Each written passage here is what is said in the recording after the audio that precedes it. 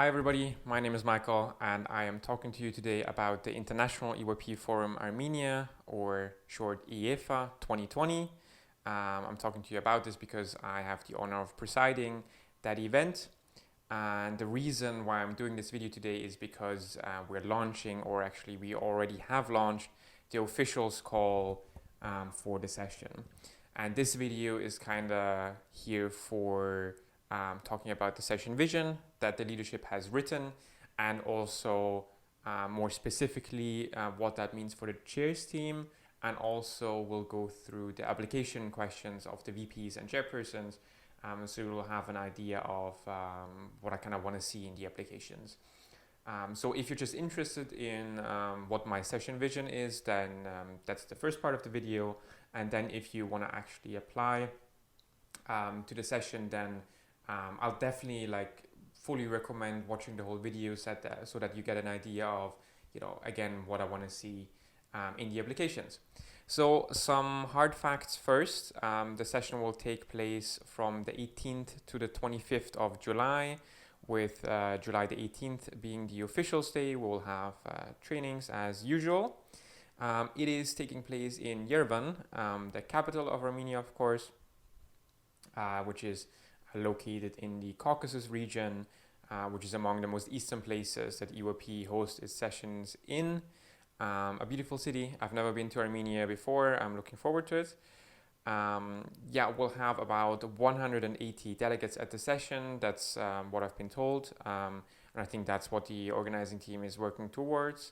And they'll be split into 12 committees. As you know, there's sort of a public health crisis throughout the continent at the moment, which of course already meant the cancellation of a lot of EYP events.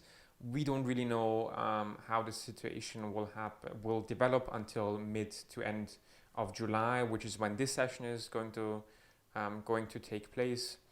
But the board of EYP Armenia has told me that they're still committed to hosting the event. I think the leadership is also committed to making the event happen, and also meaning that we'll continue our good work until the start of the session.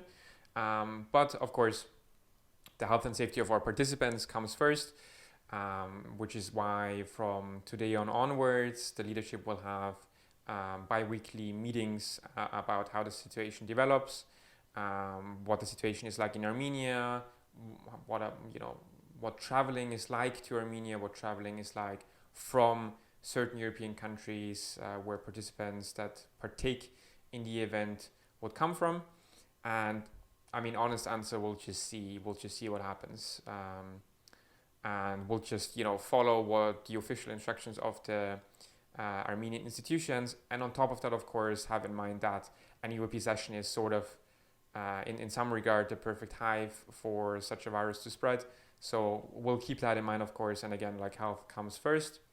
But there's nothing really to do right now, so we're just trying to be optimistic about the event and about working before the session.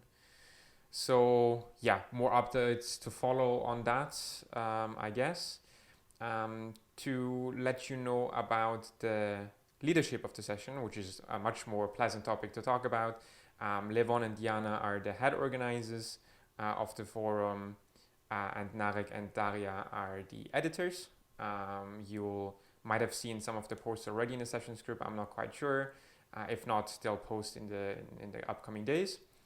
And what I haven't told you is that what we're actually looking for in that call. And at the moment, we're calling for 2 to 3 vice presidents, 12 chairpersons, 2 editorial assistants, and 8 media team members. So if you're interested in any of those positions and you want to have a great time during the summer in Armenia, then definitely consider applying. The deadline for applying is already this Sunday, so the 22nd of March. So you should probably start writing the applications as soon as possible. So now moving onwards to the session vision and what me and the rest of the leadership have kind of imagined for this event and how we want it to look like. First of all, we want the session to be near paper free. So the organizing team, as it is already committed to making this session as sustainable as possible. But thinking about it realistically, it is very difficult to make an EOP session 100% sustainable. They are working towards making it, again, as sustainable as they can. But additionally, what is suggested is that we concentrate on one area in particular, or one resource in this case, and try to eliminate that from the session entirely, or almost entirely. And that would be paper in this case. I think a lot of chairpersons, when thinking about chairing their committee, they, it's difficult to imagine working without Post-its and flip charts and your general A4 papers. This is also true for the trainings during the officials day. There are session issues, there is the resolution booklets. There's lots of paper that we produce and a lot of paper waste we produce during an EOP session. And that's something that I would like to work towards removing. And all of those things that I've told you about now, and what I mean by that is resolution booklets, issues, flip charts, etc. That's something that I, again, would like to eliminate. That means thinking about new ways to lead a committee without using paper, using different resources, and so on. Moving to digital versions. I mean, there's been a few sessions now, I think, that had just digital versions of resolution booklets, and they work quite fine. So, that's something we'll just work towards. The reason why I put near paper free is there because there might be some exceptions to that. That might be just like visa invitations, code of conduct, something that you just need to like sometimes legally print for a session to happen. And sometimes, using paper might still be more sustainable than the other options available.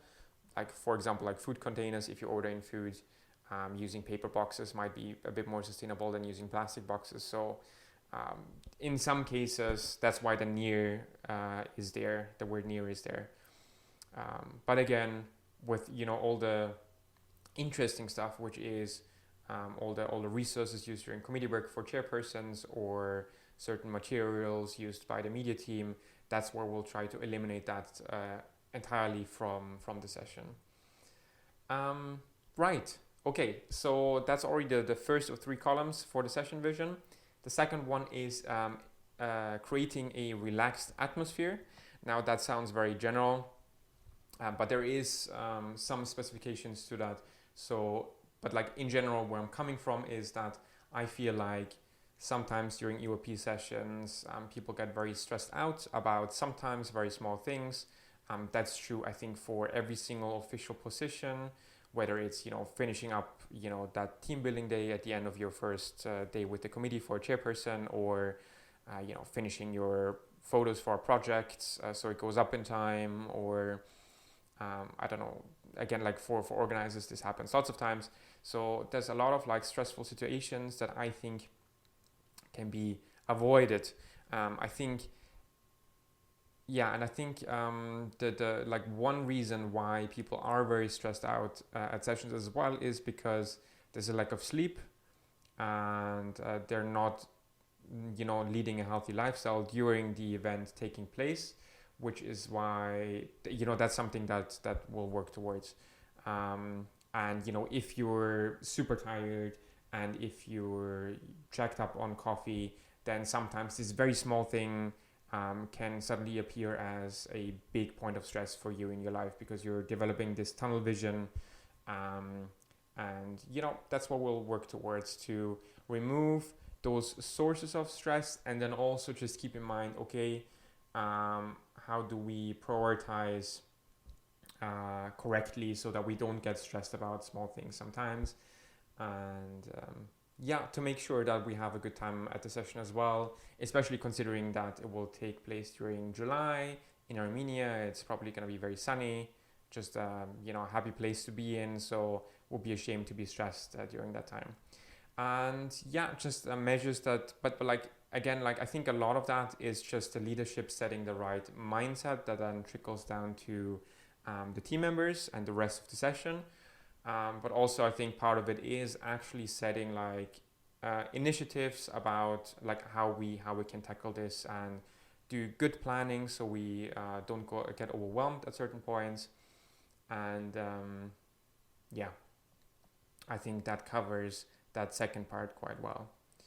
The third part of the vision is putting a focus on learning, and where this thought for me kind of started was thinking about how first-time chairs view writing a topic overview, which I mean, this was true for me, and I think it's true for a lot of other people, is you don't really know the process of chairing yet. You don't know how working with delegates during committee work is yet.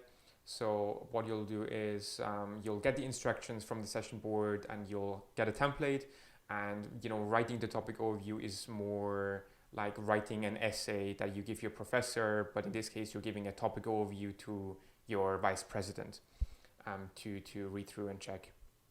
And that's a very normal thing to do for the first time, and then when chairing a second time and a third time, you suddenly develop this mindset of, okay, now I've seen during committee work, this is what delegates actually read, that's what they pick up from my topic overview. So now I develop an understanding of, okay, how do I write a topic overview so that most of the knowledge is already acquired before the session, and then during committee work the delegates can write a really good resolution.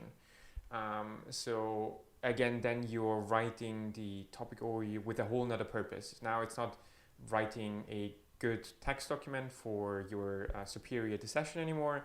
It's actually, using it as a tool for later on. Okay, and now for this session, I would like to take it a step further, so to say, or maybe not a step further, but just a step in a different direction, which is not setting the goal for the topic overview to be how do my delegates write a good resolution, what knowledge do they need for that, but make the purpose of the topic overview actually what do my delegates learn as human beings, as young people that learn a lot of things and are still able to learn a lot of things. How can I write my documents? And in this case, it won't only be documents, but how can I create a interesting and engaging topic overview so that at the end of the session, the delegates come away from it as, okay, now with this topic, I've learned this, and this, and they've actually improved their knowledge on various different topics. And yeah, that's exactly what I like to focus on for this project. This impacts, again, the topic overviews, as I think I've said that term 10 times now in the last minute. But thinking about like how can I be creative, how can I be engaging, what different learning types of delegates are there, and how can I create an engaging thing for them to take away a lot of things that they learn. So that's the one part, which is pre-session preparation, and then the second part would be during the session, again, not necessarily writing a good resolution as your top priority, but again thinking about how can they improve their knowledge about, yes, the European institutions, but also the topic we're actually talking about. Not just like how do you use the facts that I get and write good clauses, but actually how do I see things from a lot of different perspectives and how different stakeholders are involved and so on, like really putting that as the top priority. And I've read a book about facilitating a group and just peer-to-peer learning recently, and there was a very good analogy in there that compares learning to cooking, and it said that basically learning during school, your teacher is kind of like your cook who prepares a meal and then presents you with the finished meal for you to eat and consume.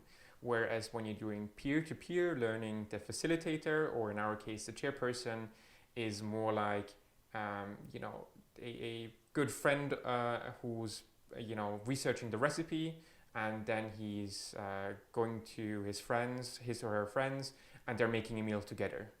I thought that's kind of a nice analogy of how we do things in EOP and how we should do things in EOP, where, of course, if you're 19, 20-year-olds and you're a chairperson, you're obviously not an expert on any topic. So, but like, why not use that and actually just do learning in a whole different way. And yeah, that's basically how I wanna focus on learning for this session. Okay, well, I don't know how long I've been talking, but we'll now quickly move on to the application questions to not make this too long. So going to the VPs first, and then we'll go to the chairperson second. So the first question for the vice president application is, how do you plan to contribute to and or incorporate the session vision elements of 1, going near paper free, 2, creating a relaxed atmosphere, and 3, putting the focus on learning? So again, you've now seen me talk about this for a good amount of time. So now it's basically your part in developing your own ideas and thinking about how you can contribute to these various elements. And yeah, that's just the first question, basically. That's just flat out look at the vision, listen to what Michael has to say about the different elements, and write your own thoughts down. Again, like, high priority on developing your own ideas on how we're gonna actually implement those things. Second question is, name 3 of your strengths that will help you fulfill the responsibilities of your position, and 3 weaknesses that you would like to improve on at IEFA 2020. So I think a very typical question that we have in many EOP applications. What I want to say about that is, I think 3 strengths is quite easy to do for most people. With the 3 weaknesses, I do want to emphasize that something like I just work too much and I get myself too involved sometimes is not something that I think anyone would like to read as someone receiving the application, which in this case is me. And what I can just like tell you is that there's no weakness that you can write down where my reaction will be, okay, now I'm not going to take that person. Like, you cannot admit to any weakness that will make me throw that application away. And I think that's the mindset of a lot of people when answering to that question is, oh no, what can I say? If I go too far, then they'll not consider me.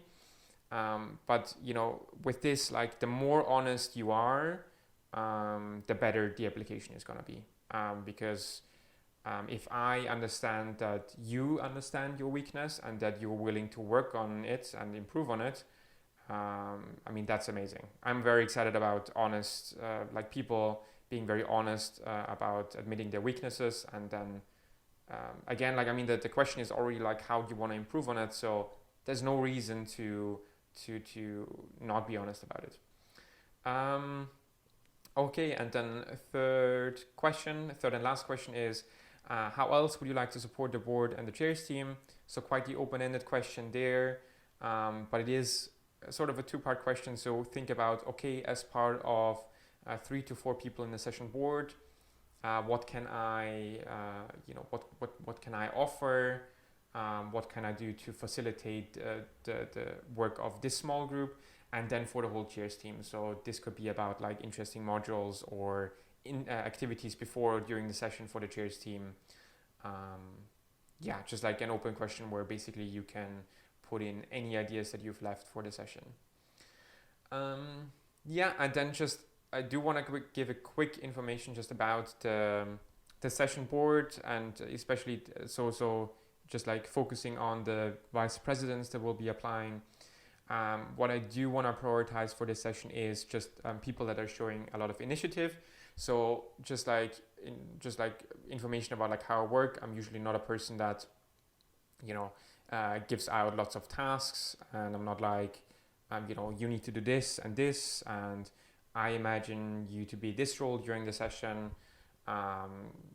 That's not how I work usually, which I think is a good thing to hear. But then also what this means is that it's on you showing initiative and coming up with things. Now, if you've seen these vision elements like I want you to, when you applied and you are selected, I want you to turn up during the first sports Skype and already come out with your first idea and like regarding the session vision and be like, okay, being paper free, I've already have this idea about like how we can tackle this and how we can work on this before the session already.